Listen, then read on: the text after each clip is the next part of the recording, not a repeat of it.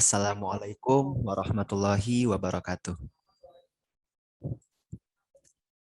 Bismillah, innalhamdalillah, nahmaduhu wa nasta'inu, wa nastaghfiruhu wa na'udzubillahi min syururi anfusina, wa min sayyiati amalina, may yahdihillahu fala mudhillalah, wa may yudhlil fala hadiyalah. Asyhadu an la ilaha illallah wa asyhadu anna Muhammadan abduhu wa rasuluh. Allahumma shalli ala Muhammad wa ala ali Muhammad. Pertama-tama, marilah kita panjatkan puji serta syukur kita atas kehadirat Allah Tuhan semesta alam yang telah memberikan kita banyak sekali nikmat berupa nikmat kehidupan, nikmat kesehatan, nikmat ilmu, sehingga kita bisa berkumpul di forum kajian ini yang insya Allah muliakan ini. Tak lupa juga, sholawat serta salam semoga tercurah limpahkan kepada junjungan alam, yakni Nabi Muhammad Sallallahu Alaihi Wasallam, di mana beliau adalah sesosok yang memberikan kita sebuah nikmat berupa zaman penuh cahaya ini yang tadinya itu zaman penuh kejahilan atau zaman jahiliyah. Maka sangat wajarlah kita mengucapkan alhamdulillah sebagai rasa syukur kita atas segala nikmat yang telah diberikan. Baik, sebelumnya perkenalkan, nama saya Muhammad Abdul Latif dari S1 Teknik Elektro Telkom University angkatan 2020. Nah, mungkin sebelum kita memulai kajian pada hari ini, saya akan bacakan dulu susunan acara yang insya Allah akan kita laksanakan di kajian pada sore hari ini. Yang tentunya pertama yaitu yang pasti pembukaan, lalu akan dilanjut insya Allah oleh tilawah atau lantunan ayat suci Al-Quran, dan dilanjut dengan kajiannya itu sendiri, lalu nanti akan ada sesi tanya jawab, lalu nanti akan dihari oleh dokumentasi sekaligus penutup. Nah, mungkin langsung aja kita kepada sesi yang pertama, yaitu sesi pembukaan. Marilah kita buka kajian pada hari ini dengan pelafalan lafal basmalah bersama-sama. Bismillahirrahmanirrahim. Lalu selanjutnya akan ada lantunan ayat suci Al-Quran yang semoga dengan lantunan ini akan menjadi suatu keberkahan bagi kita semua. Yang insya Allah lantunan ini akan dilantunkan oleh sahabat kita, yaitu Kang Dafa Rifki Maulana. Kepada Bang Dafa, waktu dan tempat saya persilahkan. Assalamualaikum warahmatullahi wabarakatuh. Waalaikumsalam warahmatullahi wabarakatuh. A'udzu billahi minasy syaithanir rajim. Laqad kana fi Yusuf wa ikhwatihi ayatul lis-sa'ilin. إذ قالوا ليوسف وأخوه أحب إلى أبينا منا ونحن عصبة إن أبانا لفي ضلال مبين اقتلوا يوسف أو اطرحوه أرضا يخل لكم وجه أبيكم وتكونوا من بعده قوما صالحين قال قائل منهم لا تقتلوا يوسف وألقوه في غيابة الجب يلتقطه بعض السيارة إن كنتم فاعلين قالوا يا أبانا ما لك لا تأمنا على يوسف وإنا له لناصحون أرسله معنا غدا يرتع ويلعب وإنا له لحافظون قال إني ليحزنني أن تذهبوا به وأخاف أن يأكله الذئب وأنتم عنه غافلون قالوا لئن أكله الذئب ونحن عصبة قالوا لئن أكله الذئب ونحن عصبة إنا إذا لخاسرون اللهم ارحمنا بالقرآن والسلام عليكم ورحمة الله وبركاته. Waalaikumsalam warahmatullahi wabarakatuh. Allahumma rahmna bil Quran. Terima kasih kepada Bang Dafa yang telah melantunkan ayat suci Al-Quran. Semoga dengan lantunan ayat suci Al-Quran ini bisa menjadikan kita mendapatkan sebuah keberkahan, sebuah kebaikan, sebuah pahala di kajian pada sore hari ini. Amin ya Allah ya Rabbal Alamin.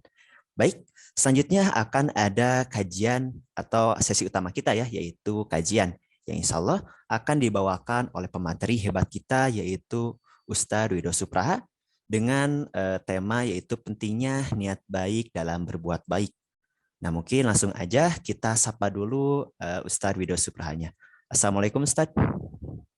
Waalaikumsalam warahmatullahi wabarakatuh. Gimana Ustadz kabarnya hari ini Ustadz?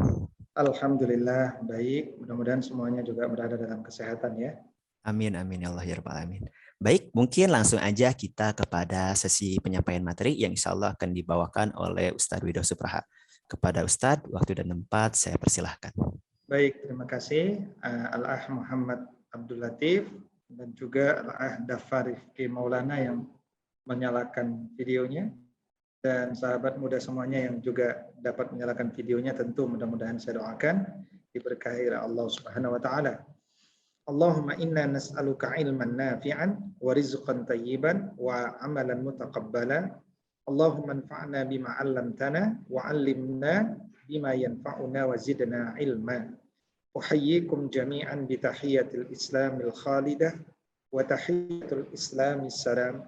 Assalamualaikum warahmatullahi wabarakatuh. Alhamdulillahi rabbil alamin.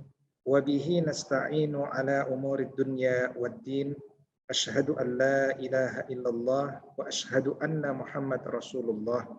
Allahumma fasalli wa sallim wa barik ala sayyidina Muhammad sayyidil mursalin wa ala alihi wa sahbihi ajma'in, amma ba'du.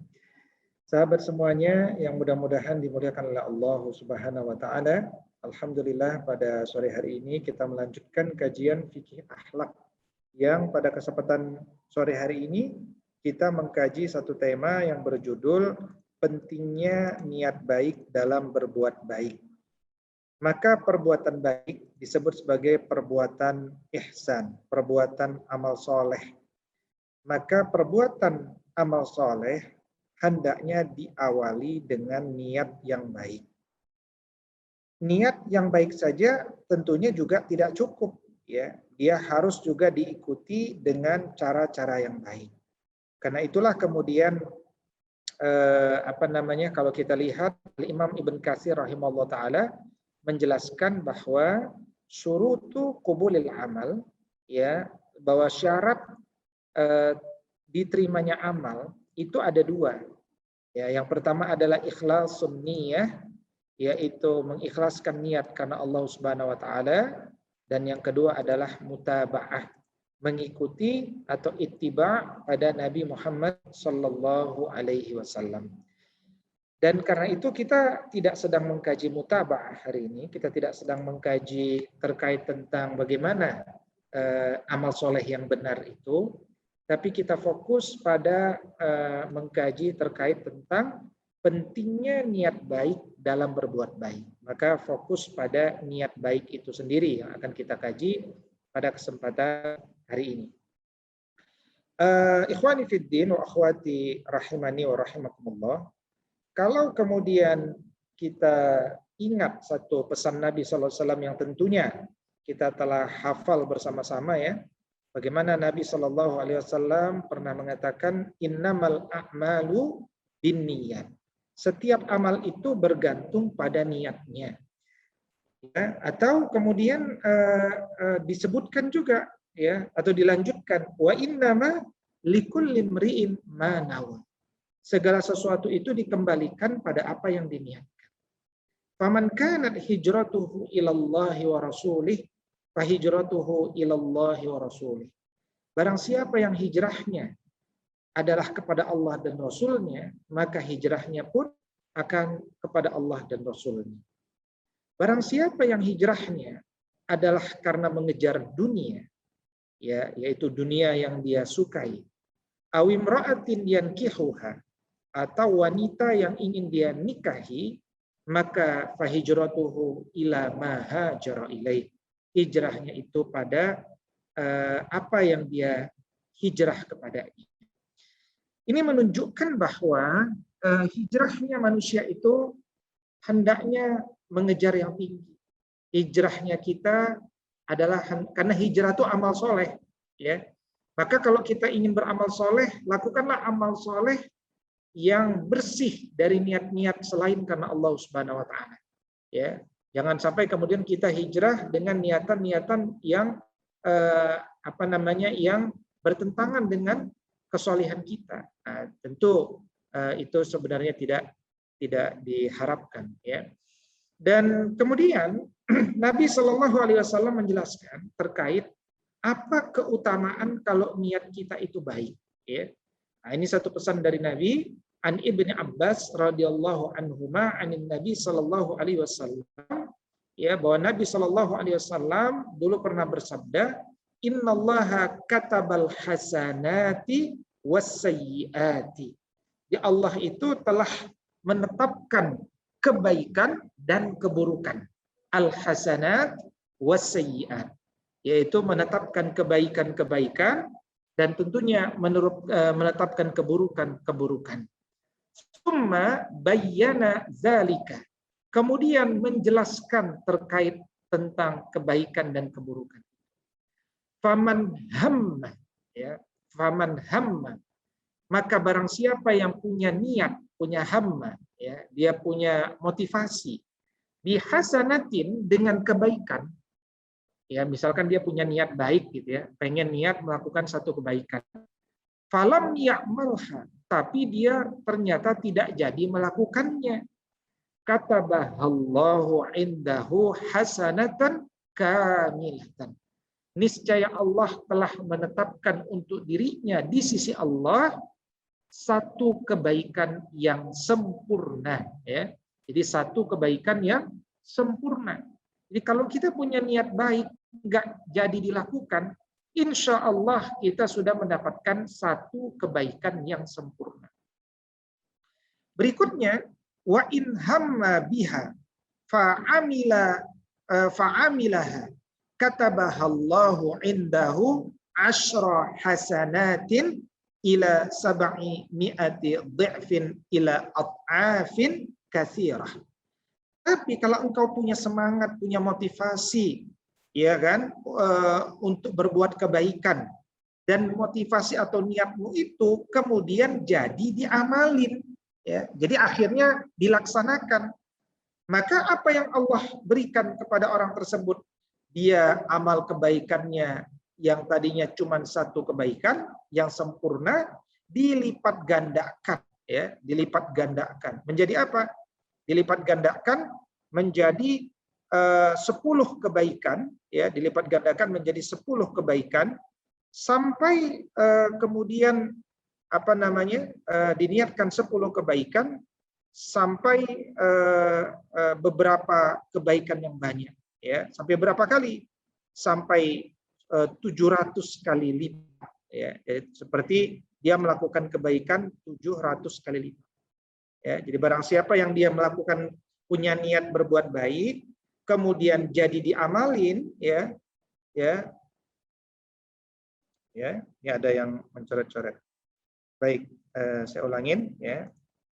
Barang siapa yang dia melakukan perbuatan baik, kemudian dia jadi untuk melakukan, baik, sebentar ya, kita keluarkan dulu.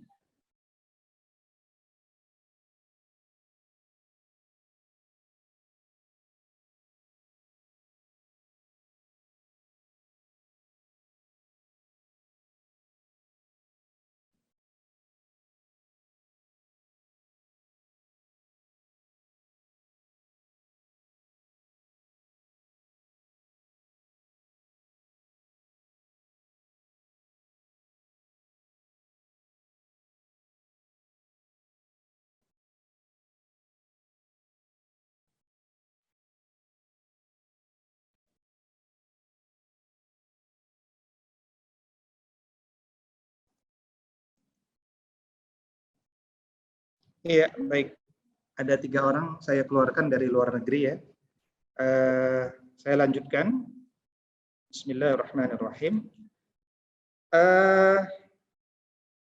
Nah, karena itu kemudian saya lanjutkan, ketika seseorang itu melakukan satu niat yang baik, kemudian dia jadi mengamalkannya, maka orang itu akan mendapatkan 10 kebaikan.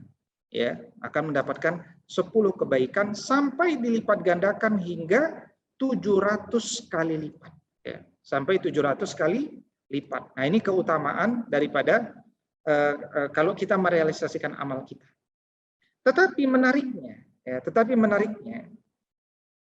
wa in hamma bisayyi'atin, jika orang itu punya niat untuk melakukan keburukan, falam ya'malha, dan kemudian tidak jadi melakukannya, katabahallahu indahu hasanatan kamilatan.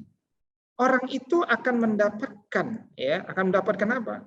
Akan mendapatkan satu kebaikan yang sempurna. Ya, dia akan mendapatkan satu kebaikan yang sempurna.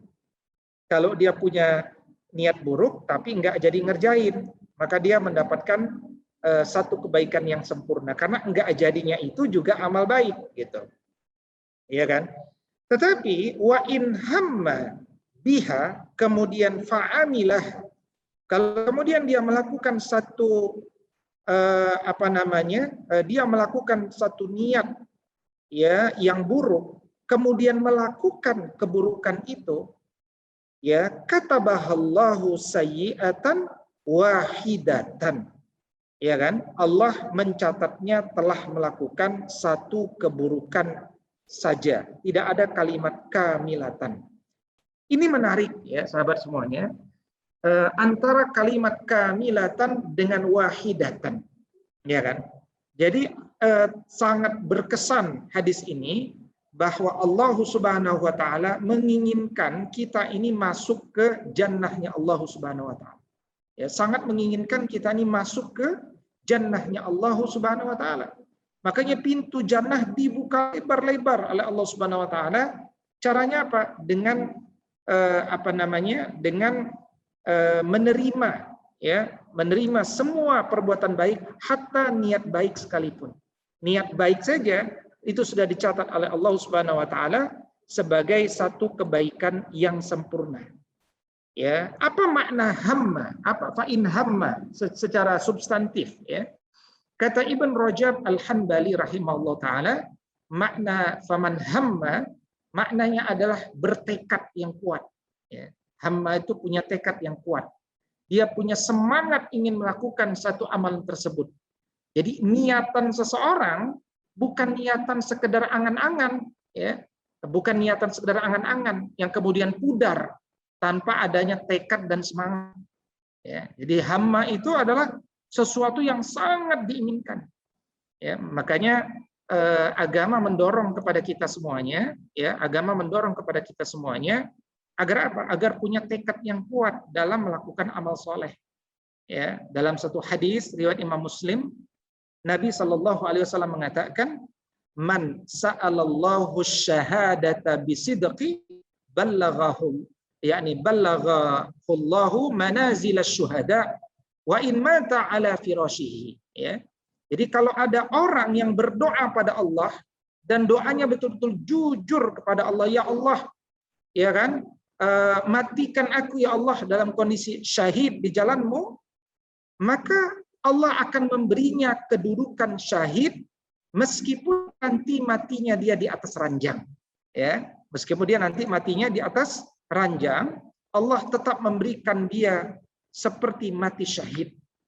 Justru sebaliknya, orang yang kemudian dia tidak punya niat untuk mati syahid, sehingga dia tidak pernah berdoa untuk mati syahid, mata maitatan jahiliyatan. Orang itu akan mati dalam kondisi kematian jahiliyah. Ya, dalam kondisi kematian jahiliyah. Termasuk juga, ya, jadi ini pentingnya niat baik itu, ya. Itu pentingnya niat baik itu.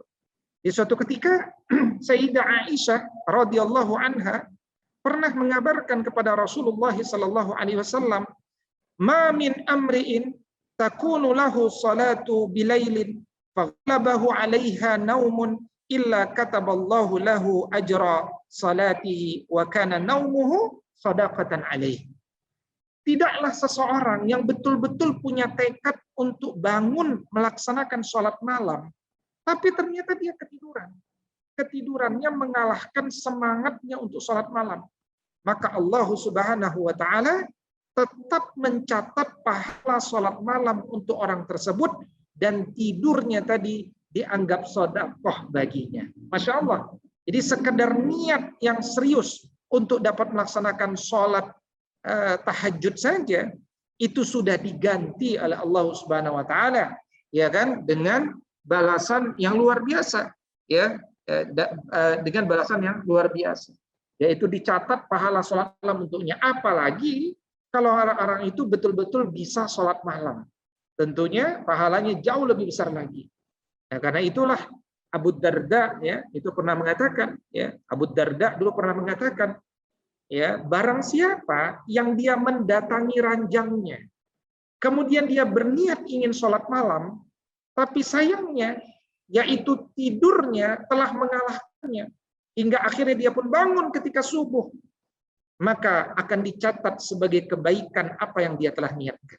Nah, ini luar biasa. Ini keutamaan-keutamaan dalam agama yang tidak boleh kita remehkan meskipun sekedar niat. Ya. Karena itulah kemudian Sa'id bin Al-Musayyib. Ya. Sa'id bin Al-Musayyib ini satu dari seorang dari 7 tabi'in senior di masa awal. Ya. Beliau pernah mengatakan, barang siapa yang bertekad betul melaksanakan sholat, puasa, haji, umrah, bahkan jihad, kemudian dia terhalang untuk melakukannya, nggak bisa melakukan itu, ya, terhalang oleh Allah Subhanahu wa Ta'ala, maka Allah akan mencatat apa yang dia niatkan. Dia sudah niat haji, dia dicatat haji. Dia sudah niat sholat, dia telah mencatat sholat. Nah, karena itu kemudian penting bagi kita untuk selalu menghadirkan niat-niat baik.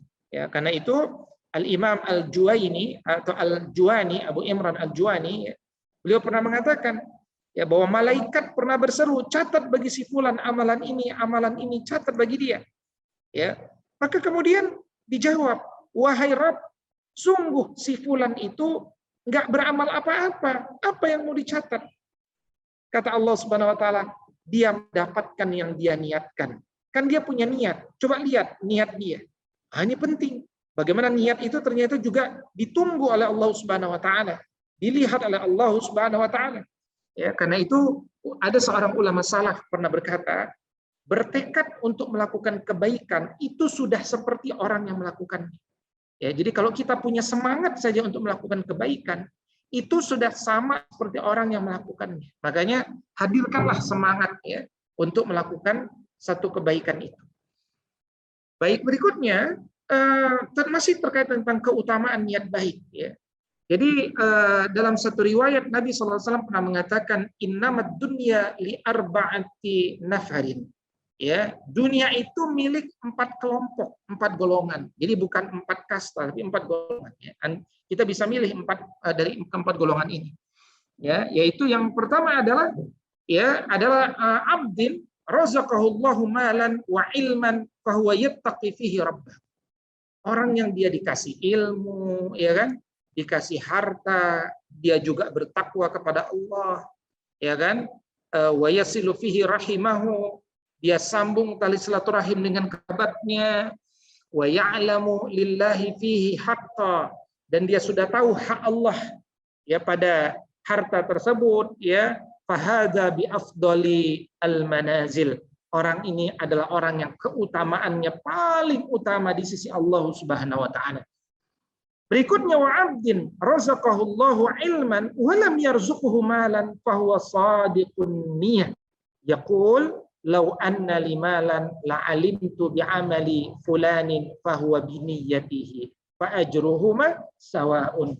Ada seseorang yang Allah berikan ilmu tapi tidak dikasih harta. Dia dikasih ilmu tapi enggak dikasih harta.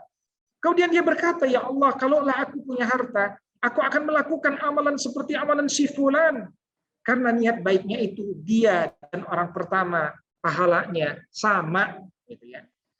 Nah, berikutnya Allah katakan, ya bahwa wa 'abdin razaqahullahu malan wa lam yarzuqhu ilman fahuwa yakhbitu fi malihi bighairi ilmin la yattaqi fihi rabbah.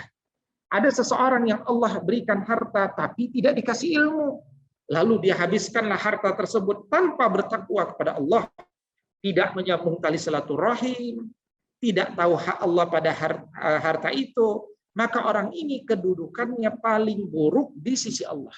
Ya, paling buruk sisi Allah. Kalau dia punya harta, kemudian dia menghabiskannya tanpa bertakwa kepada Allah, orang ini paling buruk di sisi Allah. Kenapa paling buruk? Dengan hartanya dia bisa berderma, dia bisa meninggalkan hal-hal yang sia-sia, apalagi yang haram. Ya, karena itu jangan sampai kita mencoba-coba dengan yang haram ini. Jangan pernah terbesit sekalipun ya untuk kemudian menikmati sesuatu yang haram, gitu ya. Nah, berikutnya disebutkan ada seseorang yang dia tidak diberi Allah harta, nggak dikasih ilmu, ya. Kemudian dia berkata, ya Allah, seandainya aku punya harta, aku akan melakukan seperti amalan si fulan. Ya, jadi dia nggak punya harta, nggak punya ilmu, ya kan? Dia akhirnya ingin melakukan seperti amalan si fulan.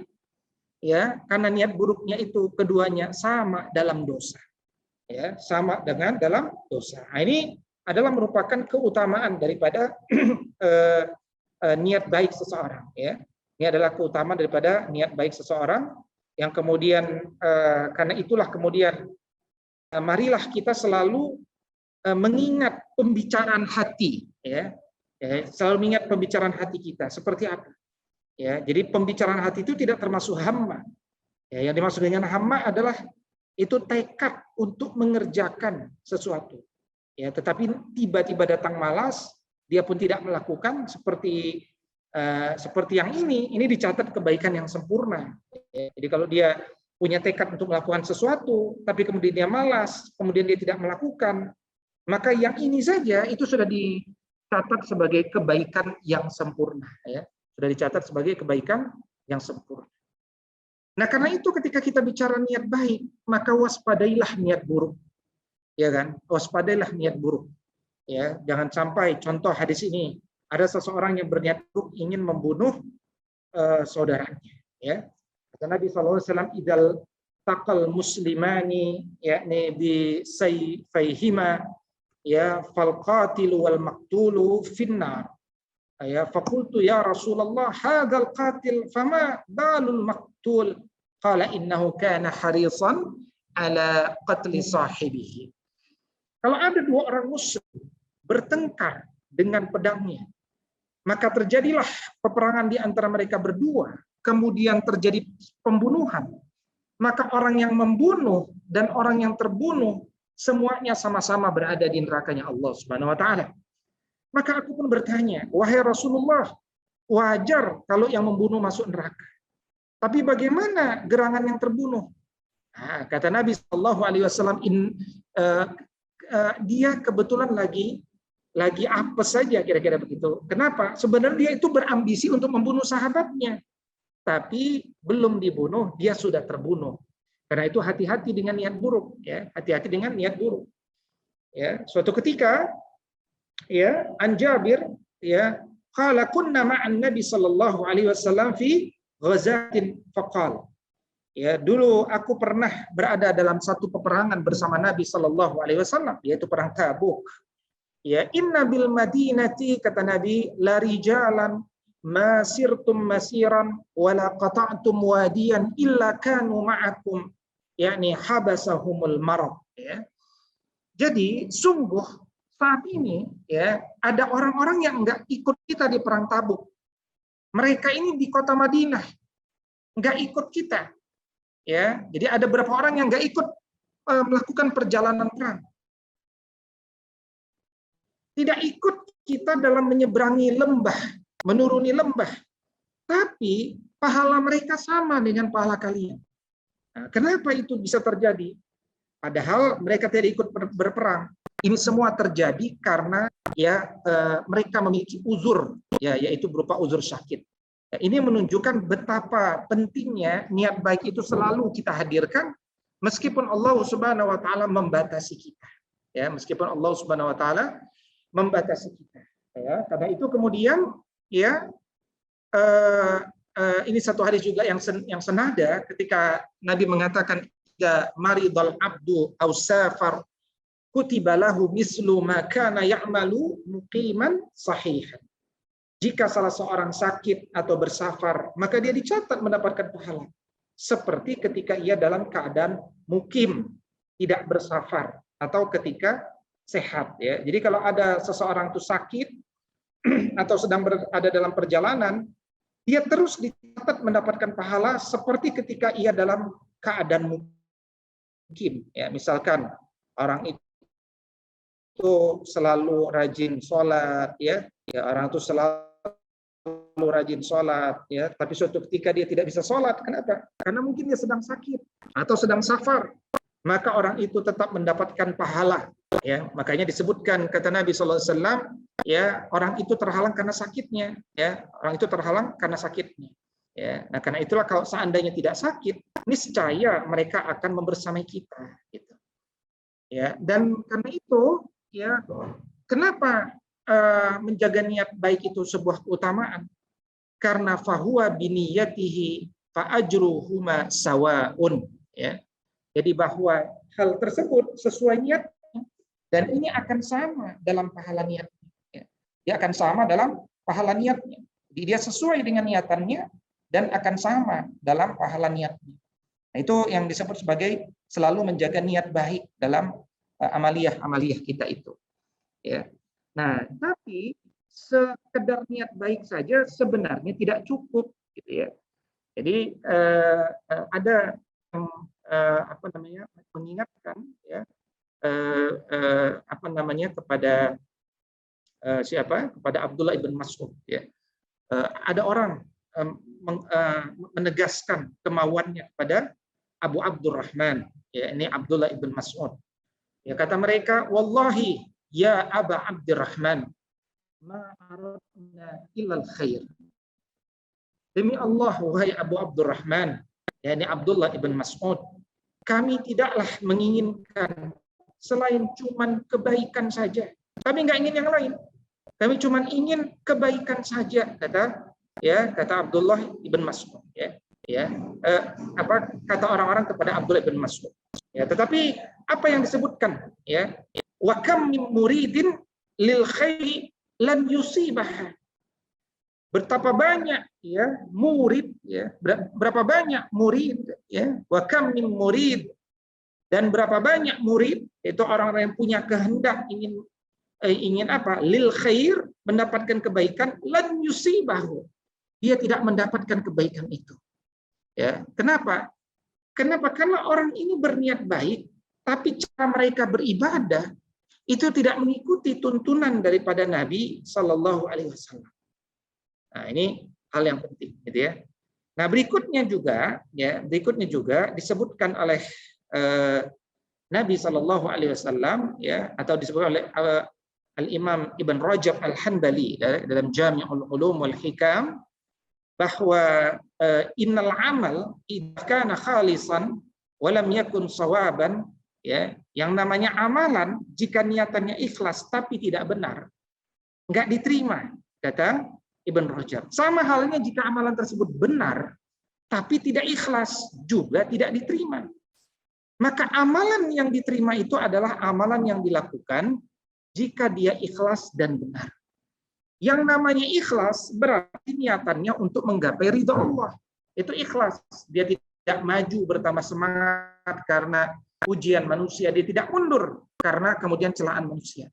Sedangkan disebut benar jika sesuai dengan petunjuk Rasul Sallallahu Alaihi Wasallam. Jadi di sini kita akhirnya belajar tentang ilmu ikhlas dan ilmu benar, gitu, ya. Nah, karena itu kemudian sahabat semuanya, dari pengkajian kita sore hari ini, kita kemudian belajar terkait tentang bagaimana menyelamatkan amal-amal kita sehingga tidak menjadi, ya, amal-amal yang tidak dapat teramalkan. Ya, kira-kira demikian yang dapat saya sampaikan. Aku qouli hadza wa astaghfirullah li wa lakum. Silakan kalau ada yang ingin didiskusikan, dipersilakan. Assalamualaikum warahmatullahi wabarakatuh. Waalaikumsalam warahmatullahi wabarakatuh. Baik, terima kasih kepada Ustaz Ridho Supraha yang telah menyampaikan materinya. Masya Allah sekali bahwasanya hanya niat pun kita mendapat suatu kebaikan, apalagi kita mengerjakan kebaikan tersebut akan dilipatkan berkali-kali nilai kebaikannya gitu ya. Walaupun kita tidak melakukan niat tapi tidak melakukannya, tetapi kita tetap mendapatkan suatu kebaikan. Masya Allah sekali bahwa kita senang sekali untuk mendapatkan suatu kebaikan, dan maka dari itu pastilah kita sebagai insan atau hamba Allah Subhanahu wa taala selalu berniat baik agar kita selalu mendapatkan kebaikan, dan insya Allah itu akan mengantarkan kita kepada surganya Allah Subhanahu wa taala. Baik, mungkin selanjutnya akan ada sharing session atau sesi question juga atau sesi tanya jawab, yang mungkin jika para jamaah sekalian ada yang ingin bertanya seputar materi yang telah tadi disampaikan, bisa langsung aja di chat di kolom chat, ataupun bisa langsung on mic dengan menggunakan fitur raise hand terlebih dahulu. Baik, kepada seluruh para jamaah, jika ingin ada yang ditanyakan, dipersilahkan untuk bertanya.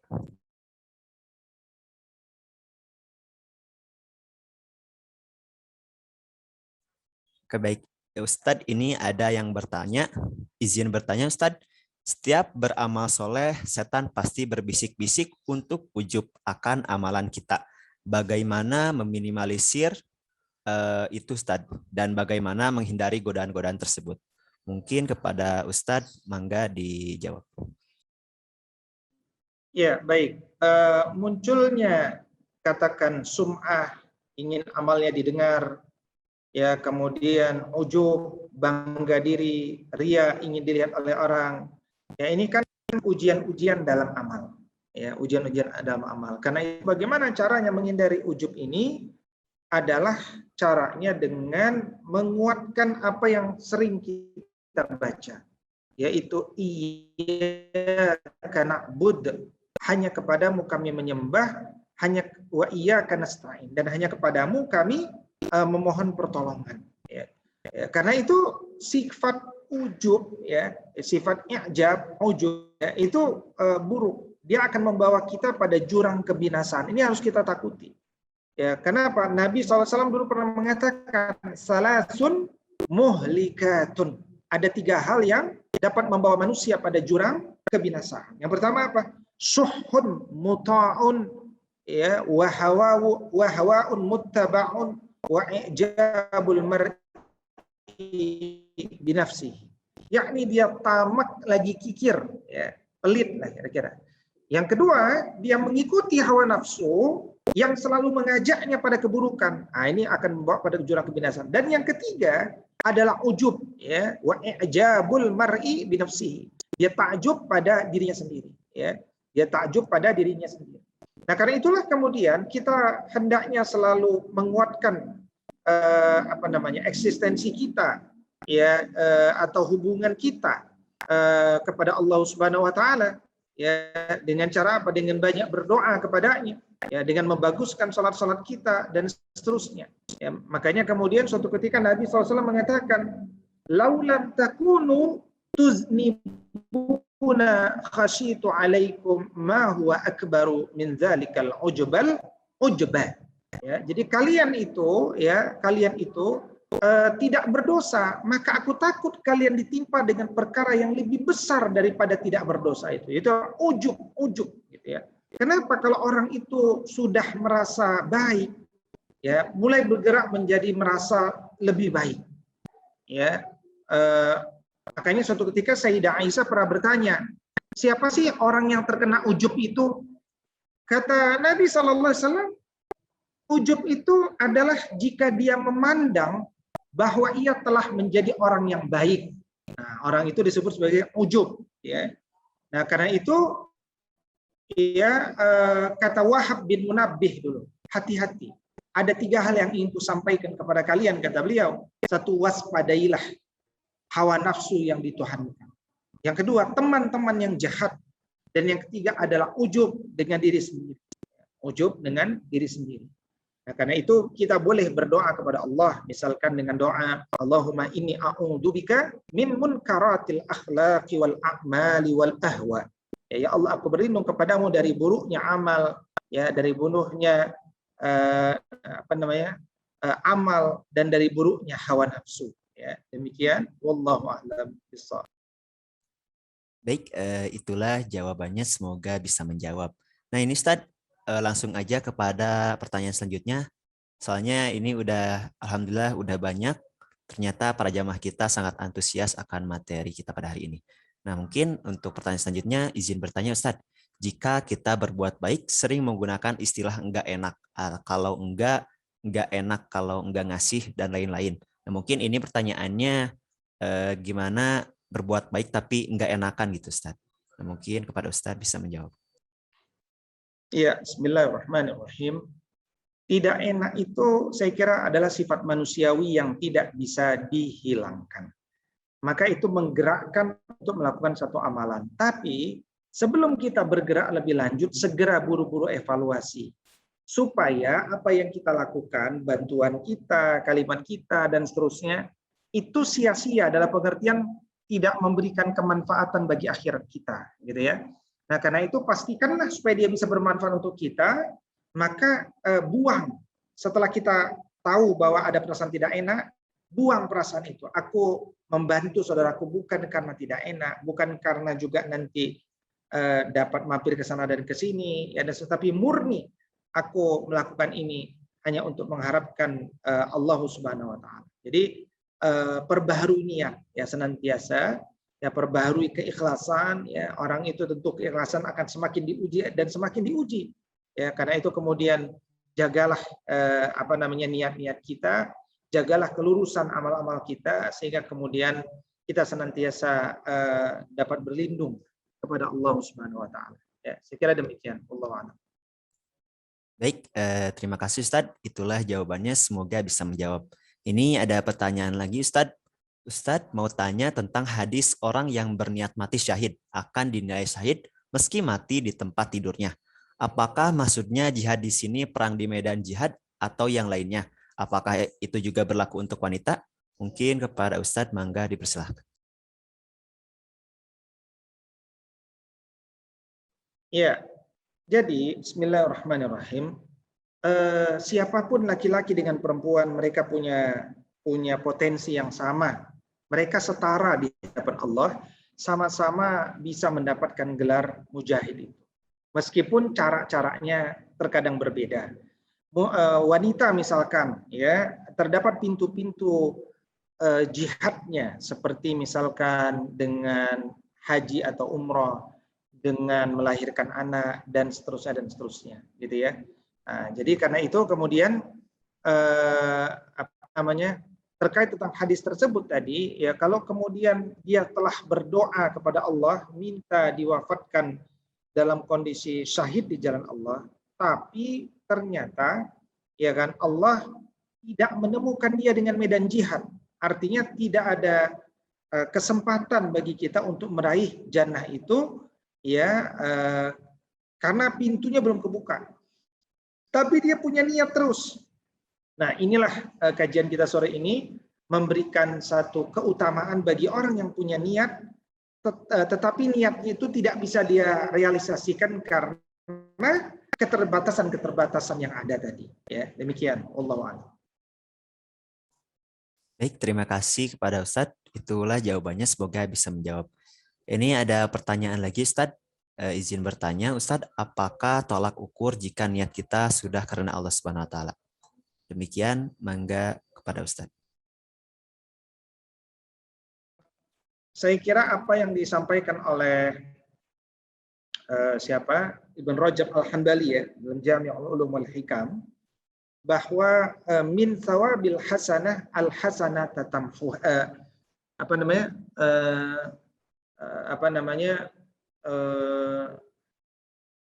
kata beliau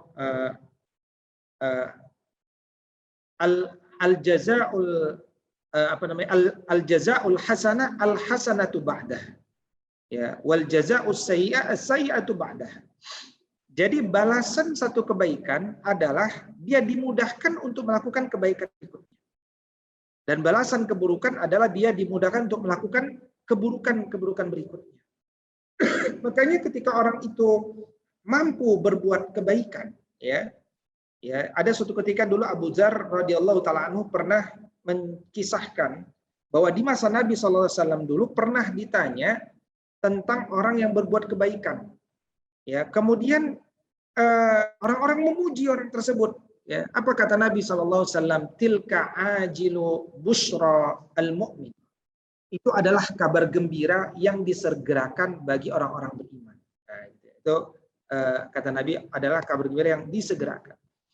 Nah, karena itu kemudian tugas kita adalah berlindung kepada Allah Subhanahu wa taala, ya, agar kemudian kita tetap dapat istiqomah pada setiap kebaikan yang kita mulai.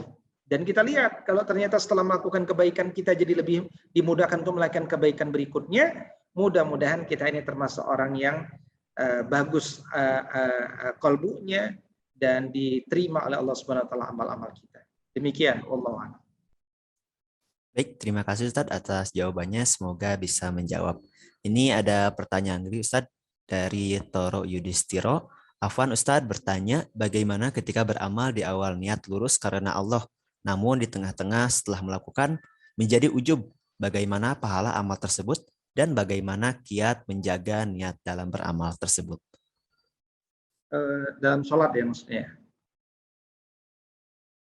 Oh, dalam amalan apapun ya. Jadi di awal kita sudah niat lurus karena Allah. Di tengah kita menjadi ujub. Apakah mungkin? Sangat mungkin karena kita manusia. Karena itu kemudian manusia itu makanun khata'an wa nisyan. Dia tempatnya salah dan dosa. Dan sebaik-baik orang yang bersalah adalah at-tawwabun, orang yang segera bertaubat. Makanya kemudian kalau kita tiba-tiba ujub nggak ada masalah. Tapi kita tahu ujub itu nggak boleh. Maka bertaubatlah kepada Allah. Wasari'u ila maghfiratin min rabbikum wa jannatin 'arduhas samawati wal ardu 'iddat lil muttaqin. Ya, jadi bersegeralah pada ampunan Allah dan jannahnya yang seluas langit dan bumi. Jadi apa yang harus kita lakukan? Bersegera, ya, bersegera meraih ridho Allah Subhanahu wa taala. Ya, sekira demikian. Allah. Terima kasih Ustadz atas jawabannya. Semoga bisa menjawab. Nah, ini ada pertanyaan lagi Ustadz. Ternyata sangat banyak dan mungkin bagi para jamaah jika sudah waktunya jam 17.30 mungkin kita akan akhirinya nanti sesi tanya jawabnya. Nah, ini ada pertanyaan lagi Ustadz dari Teguh Ardusa.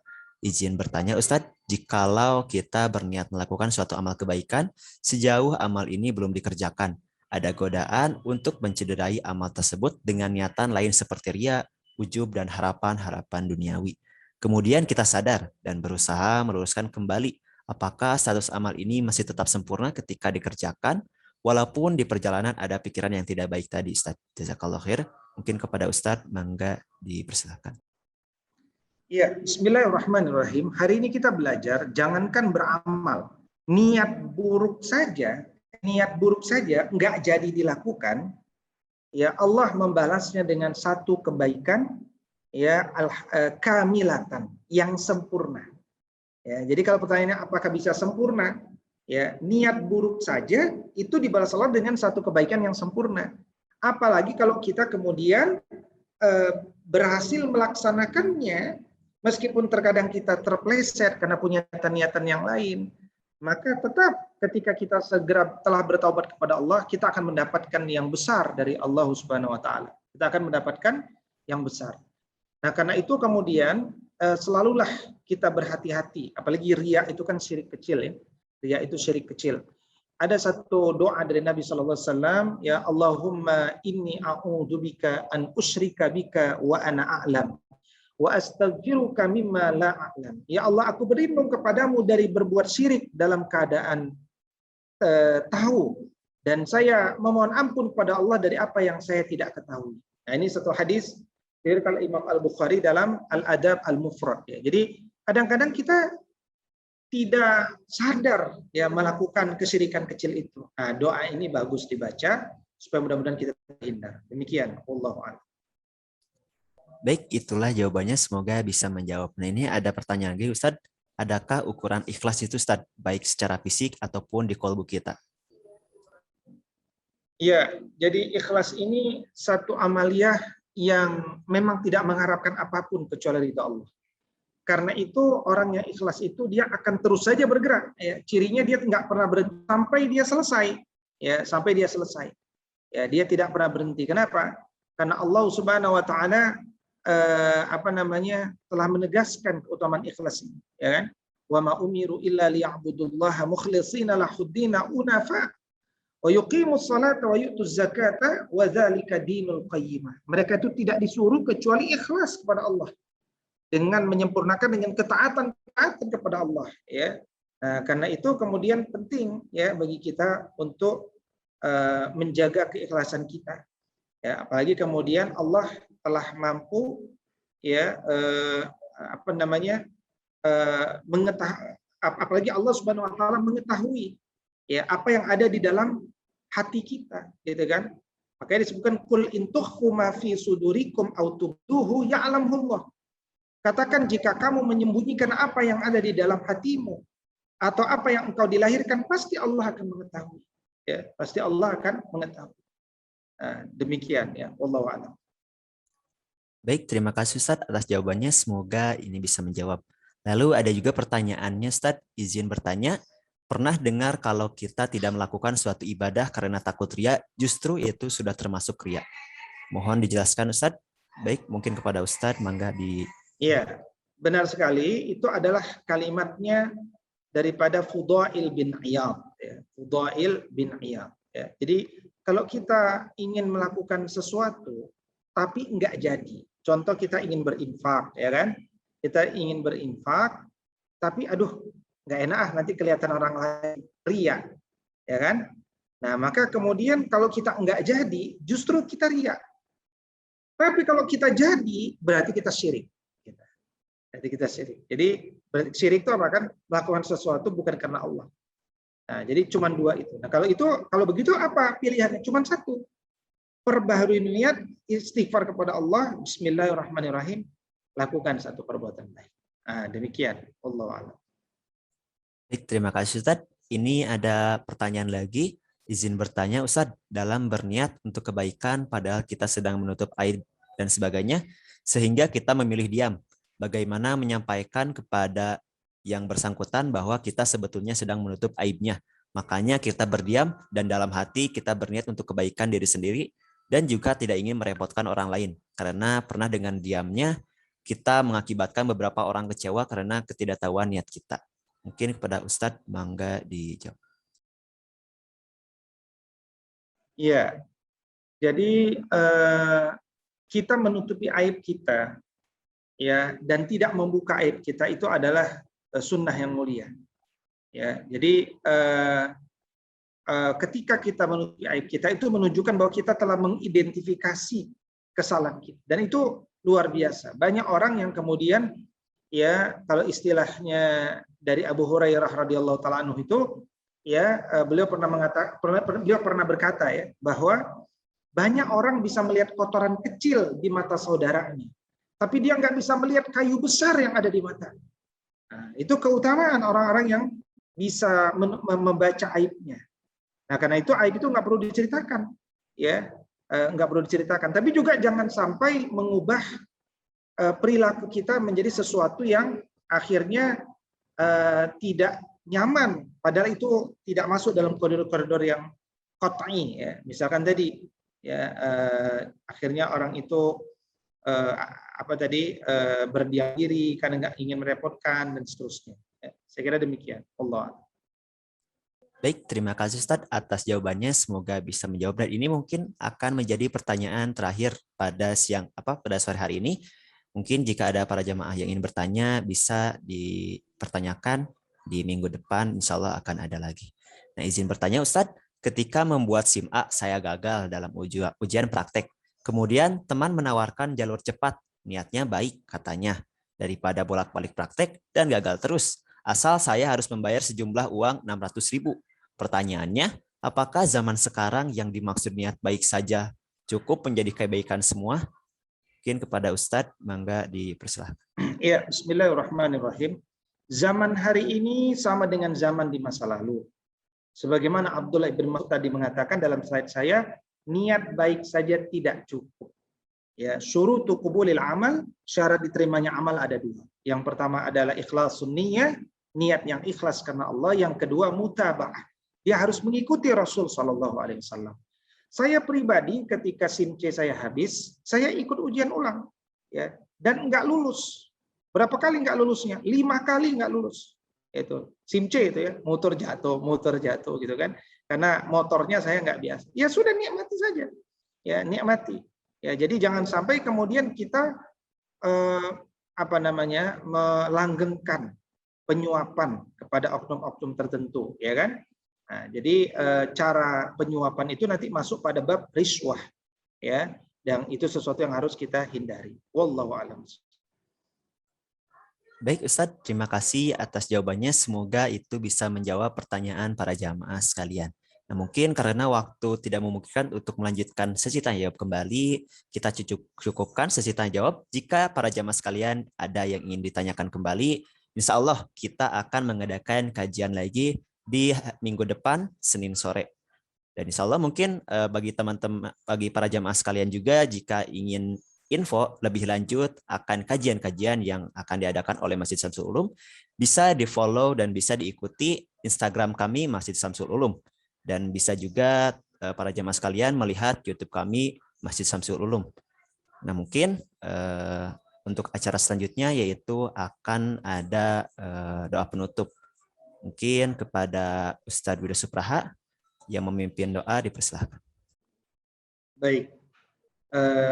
Mari kita hadirkan wajah orang tua kita, pasangan hidup kita, sahabat-sahabat kita. Kita doakan mudah-mudahan Allah Subhanahu wa taala panjangkan umur mereka, atau bagi yang sudah wafat lapangkan kubur mereka. Kita juga mudah-mudahan berdoa agar dikumpulkan bersama mereka di jannahnya Allah Subhanahu wa taala. A'udzubillahi minasyaitonir rajim. Bismillahirrahmanirrahim. Alhamdulillahirabbil alamin, hamdan yuafi ni'amahu wa yukafi mazidahu ya rabbana. Lakal hamdu wa lakas syukru kama yanbaghi li jalali wajhika wa 'azimi sultanik.